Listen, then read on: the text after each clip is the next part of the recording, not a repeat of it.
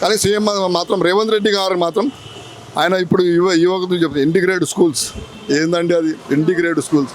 మేము కూడా ఇప్పుడు ఇక్కడ మా ఎక్స్ఎమ్మెల్సీ రాములు నాయక్ గారు ఉండే టీఆర్ఎస్ పార్టీలో ఉద్యమకారుడు. ఆయనకు 2015లో ఎమ్మెల్సీ ఇచ్చారు. ఎమ్మెల్సీ ఇస్తే ఆయన ప్రతిసారి కౌన్సిల్లో ప్రజల సమస్యల గురించే మాట్లాడింది. ప్రజల సమస్య ఇప్పుడు మా జూబ్లీహిల్స్ ఉంది, జూబ్లీహిల్స్ గురించి నవీన్ యాదవ్ కూడా చెప్తా ఉంటారు కాలేజ్ అని. ఈయన ఎమ్మెల్సీ కౌన్సిల్లో లేపారు మాకు ఒక డిగ్రీ కాలేజ్ కావాలి జూబ్లీహిల్స్కి, రహమత్ నగర్, సుబ్బుల్ స్లమ్ పేరుకే జూబ్లీహిల్స్, స్లమ్కి ఒక డిగ్రీ కాలేజ్ కావాలని చెప్తే ఆయనకేమో పార్టీకి వ్యతిరేకంగా మాట్లాడుతూ సస్పెండ్ చేయడం జరిగింది. అసొంటి నాయకులు కాదు రేవంత్ రెడ్డి లాంటి నాయకులు ఉండాలి. ఈయన ఎల్లప్పుడూ ఈయననే ఉండాలి.